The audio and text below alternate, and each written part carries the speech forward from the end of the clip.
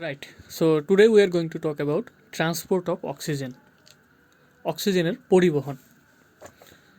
So let us begin. Transport of oxygen, as well as we are going to also talk about transport of carbon dioxide. ঠিক আছে, so first of all begin with transport of oxygen. So অক্সিজেনের পরিবহন আমরা already এটা জানি যে oxygen কি হয়. প্রথমে আমাদের লাংসের অ্যালভিওলাই থেকে আমাদের ব্লাডে ডিফিউশন বা ব্যাপন প্রক্রিয়া দ্বারা এন্ট্রি করে, দেন ব্লাডে আমাদের এটা ক্যারি হয় বডি টিস্যু পর্যন্ত. আবার যেহেতু ব্লাডে অক্সিজেনের পার্শিয়াল প্রেশার বেশি অ্যান্ড বডি টিস্যুর ভিতরে কম, সো আবার অক্সিজেন ব্লাড থেকে বডি টিস্যুতে সেই একই ব্যাপন প্রক্রিয়া দ্বারা ট্রান্সফার হয়. ঠিক আছে, সো আমার ট্রান্সপোর্ট অফ অক্সিজেন এইভাবে হয়.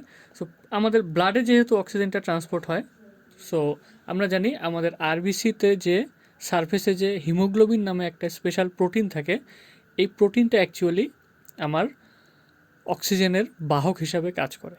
ঠিক আছে, and most of the oxygen, approximately 97% of the total oxygen is carried out by haemoglobin. ঠিক আছে, সো বাই হিমোগ্লোবিন. হিমোগ্লোবিন কত পার্সেন্ট? 97%. সো এবার আমরা যদি হিমোগ্লোবিনের স্ট্রাকচারটা দেখি, হ্যাঁ, হিমোগ্লোবিনের স্ট্রাকচার এটা একটা টেট্রাহাইড্রাল স্ট্রাকচার প্রোটিনের. এটা এরকম জেনারেল, আমি একদম সিম্পলি আঁকতেছি. এটা এরকম, এর 4টা হাত আমরা বলতে পারি, অ্যান্ড প্রতিটা হাতেই কিন্তু একটা করে কি থাকে, হিম গ্রুপ থাকে. there is a heme group attached to each of the arms of the hemoglobin, and আর্মগুলো জেনারেলি নামকরণ করতে পারি আলফা 1, এটাকে আলফা 2, এটা beta 1 and it is beta 2. ঠিক আছে, অ্যান্ড হিম গ্রুপের এখানে কিন্তু আমাদের অবভিয়াসলি হিম গ্রুপ থাকবে একটা. এখানে একটা হিম গ্রুপ মানে আমাদের বুঝতে লাগবে একটা পরফাইরিন রিং, তার সাথে আমার Fe2+, দ্যাট ইজ একটা আয়রন অ্যাটম কিন্তু অ্যাটাচ থাকবে, যেটা অ্যাকচুয়ালি অক্সিজেনকে বাইন্ড করতে হেল্প করে.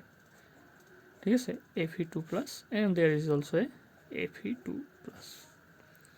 So these are the 4 haem groups and these are the 4 arms of haemoglobin molecule. ঠিক আছে, অবভিয়াসলি এরা কেমিক্যাল বন্ড দ্বারা যুক্ত থাকবে. তো এইবার একটা haemoglobin molecule, one haemoglobin molecule can carry 4 oxygen molecules at a time. তার মানে আমাদের একটা হিমোগ্লোবিন মলিকিউল কিন্তু 4টা অক্সিজেনের সাথে বাইন্ড করতে পারে. ঠিক আছে, যেহেতু এর 4টা হাত.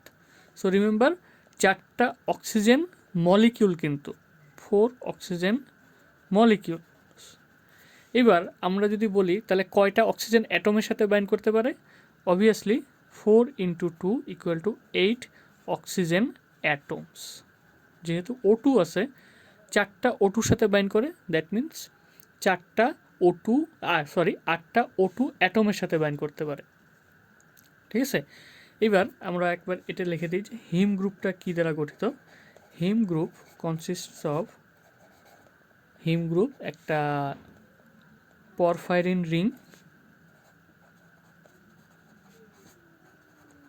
porphyrin ring and along with some iron atom attached to it. এটা একটা আয়রন অ্যাটম কিন্তু এর সাথে অ্যাটাচ থাকবে. ঠিক আছে, so this is the structure of heme group. And একটা হিমোগ্লোবিন মলিকুলে কয়টা হিম গ্রুপ থাকবে? 4টা হিম গ্রুপ. ঠিক আছে, অ্যান্ড এই 4টা আলফা 1, আলফা 2, বিটা 1, বিটা 2 এর 4টা সাব ইউনিট. সিন্স এটা একটা কিন্তু আমার quaternary structure of protein, that is 4 degree structure of protein. So 97% of the hemoglobin of the total oxygen will be carried out by transport of oxygen will be carried out by haemoglobin. ঠিক আছে, and বাকি যেটা 3% বাকি থাকবে, that is the remaining 3% of the oxygen will be carried out by আমাদের ব্লাডে, in the ব্লাডে যেটা plasma থাকে আমার, ইন dissolved স্টেট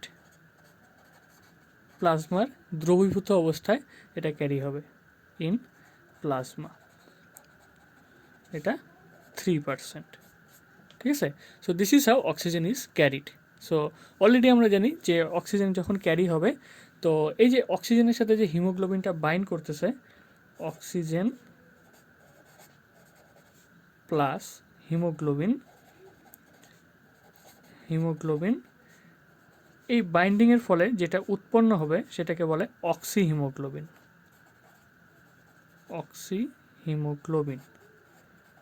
ঠিক আছে।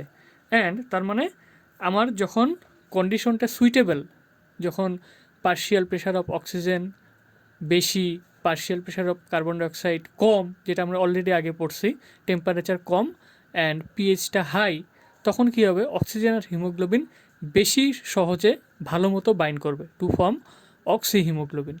অ্যান্ড যখনই বডি টিস্যুর সামনে আসবে তখনই আমার কী হবে, partial pressure of oxygen will B low, partial pressure of carbon dioxide will be high, pH will be acidic and temperature will be high. As a result haemoglobin কিন্তু আবার অক্সিজেনের থেকে ডিসঅ্যাসোসিয়েট হয়ে যাবে, ঠিক আছে, দ্যাট ইজ ডিঅ্যাটাচ হয়ে যাবে। দ্যাট ইজ এটা কিন্তু কোনো কেমিক্যাল রিয়াকশন না যে অক্সিজেন আর হিমোগ্লোবিন যে অক্সিডাইজ করছে তা না, এটা কিন্তু জাস্ট খালি একটা physical interaction between oxygen and haemoglobin, and এটা কিন্তু একটা উভয়মুখী বিক্রিয়া বা রিভার্সিবল রিয়াকশন, ঠিক আছে। So this is how transport of oxygen takes place. So now let us talk about transport of carbon dioxide. So let me write it down, transport of carbon dioxide, right. এবার carbon dioxide যে transport হয় এটাও similar আমার অক্সিজেনের মতোই transfer হয়, কিন্তু এখানে কি হয়, আমার জেনারেলি অক্সিজেনের যেমন অক্সিহিমোগ্লোবিন স্টেটে, দ্যাট ইজ হিমোগ্লোবিন দ্বারা 97% ক্যারি হয়েছিল, এখানে এরকম না, এখানে একটু আলাদা। এখানে অবভিয়াসলি কার্বন ডাইঅক্সাইড কী করবে, হিমোগ্লোবিনের সাথেও বাইন্ড করবে, হিমোগ্লোবিন, এটা এইচবি লিখলাম, হিমোগ্লোবিনের সাথে বাইন্ড করবে and it will form carbamino haemoglobin, ঠিক আছে। অ্যান্ড কার্বামিনো হিমোগ্লোবিন স্টেজে আমার কত পার্সেন্ট কার্বন ডাইঅক্সাইড ক্যারি হবে, অ্যাপ্রক্সিমেটলি 20-25%, 97%-এর মতো কিন্তু না। তার মানে কিছু শতাংশ হলেও আমার হিমোগ্লোবিন কার্বন ডাইঅক্সাইডকে ক্যারি করবে, ঠিক আছে, in the form of carbamino haemoglobin. কিন্তু এটাও কিন্তু একটা উভমুখী বিক্রিয়া বা রিভার্সেবল রিয়াকশন, কারণ যখন আমার বডি টিস্যুর সামনে এখানে কি হবে, partial pressure of carbon dioxide high, oxygen low, ঠিক আছে, টেম্পারেচার হাই, পিএইচ অ্যাসিডিক, ঠিক অক্সিজেনের উল্টা, তখন কার্বন ডাইঅক্সাইড হিমোগ্লোবিনের সাথে বেশি ভালো মতো বাইন্ড করবে, that is it will form carbamino haemoglobin. আবার যখন আমরা অ্যালভিওলাইয়ের সামনে আসবে, ব্লাড যখন কার্বন ডাইঅক্সাইডটাকে ট্রান্সপোর্ট করে নিয়ে আসবে অ্যালভিওলাইয়ের সামনে, তখন হবে কিন্তু উল্টা, inside the alveoli partial pressure of oxygen will be high, partial pressure of carbon dioxide will be low, temperature will be less, and the pH will be high, that is basic to some extent. এই জন্য কী হবে, carbon dioxide আবার carbamino haemoglobin থেকে ডিঅ্যাটাচ হয়ে যাবে, haemoglobin থেকে ডিঅ্যাটাচ হয়ে যাবে, ঠিক আছে। তো এটা কিন্তু অক্সিজেনের সাথে ডাইরেক্ট উল্টা রিলেশন। এবার আমাদের যেটা ব্লাডের যেটা ডিজলভ স্টেটেও কিছু শতাংশ হলেও হিমোগ্লোবিন এই কার্বন ডাইঅক্সাইড ক্যারি হবে ডিজলভ ইন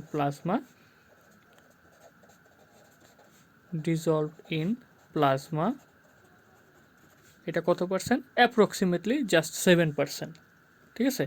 কিন্তু 7% হলেও কিন্তু আমার অক্সিজেনের চেয়ে বেশি। ওয়াই, আমরা জানি the solubility of carbon dioxide is much more than solubility of oxygen in water, carbon dioxide বেশি পরিমাণে দ্রবীভূত হতে পারে। অ্যান্ড বাকি যে আমার বেশি পরিমাণে বৃহৎ পরিমাণে যেটা বাকি থাকলো আমার কার্বন ডাইঅক্সাইড, এটা কীভাবে হবে, ইট will B transported in the form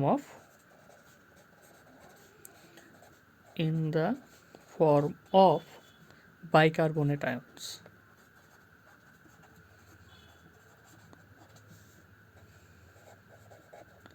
bicarbonate ions, that is HCO3 negative. ঠিক আছে, এবার কত percent? It will B 70%. Most of the carbon dioxide will be carried out, will be carried by the form of bicarbonate ion। ঠিক আছে, এবার আমরা দেখে নিই যে অ্যাকচুয়াল বাইকার্বনেট আয়নটা কীভাবে ফর্ম হয়। ঠিক আছে, সো বডি টিস্যুতে আমার কার্বন ডাইঅক্সাইড উৎপন্ন হয়েছে, বডি টিস্যু, অ্যান্ড বডি টিস্যুতে partial pressure of carbon dioxide is high. ঠিক আছে, এইবার এই জন্য কী হবে, বডি টিস্যুতে হাই, এই কার্বন ডাইঅক্সাইড আমাদের ব্লাডে ডিফিউশন প্রক্রিয়া দ্বারা এন্ট্রি করবে।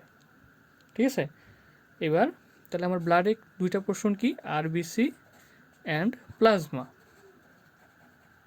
এবার যখনই আমার ব্লাডে চলে আসবে এটা, ঠিক আছে, কিছু পরিমাণে কিন্তু কার্বামিনো হিমোগ্লোবিন ফর্মে হবে, ডিজল প্লাজমা স্টেটেও হবে, অ্যান্ড বাকি 70%-এর কথা আমি বলতেছি। এখানে কি হবে, এখানে দ্য রেস্ট 70%-এর কথা বলতেছি, কি হবে, CO2 এবার ব্লাডে আসার সাথে সাথে এটা ওয়াটার মলিকিউলের সাথে সংস্পর্শে আসবে, and it will react with water two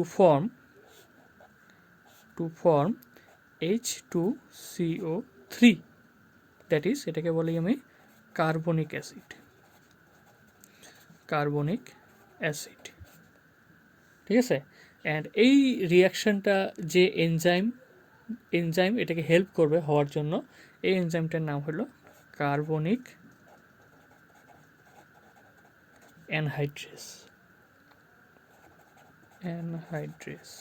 enzyme. ঠিক আছে, এটা কিন্তু ইম্পর্ট্যান্ট একটা এনজাইম। অ্যান্ড ফাইনালি এই H2CO3 যেটা আমার ফর্ম হচ্ছে কার্বনিক অ্যাসিড, এটা অ্যাকচুয়ালি আয়নে ডিসোসিয়েট হয়ে যাবে। ইট উইল বি ডিসোসিয়েটেড ইনটু, এটাও কিন্তু উভয়মুখী রিয়াকশনই হবে, এখানেও কার্বনিক অ্যানহাইড্রেসের ভূমিকা থাকবে, carbonic anhydrase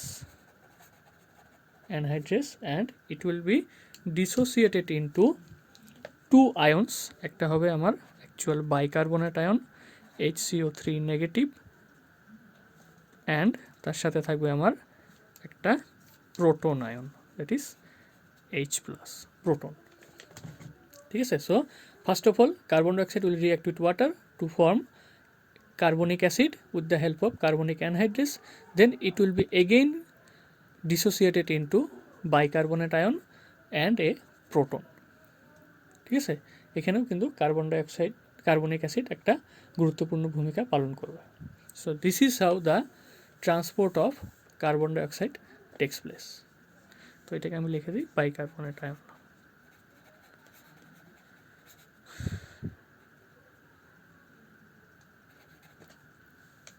So this is all about the transport of oxygen and transport of carbon dioxide. Thank you.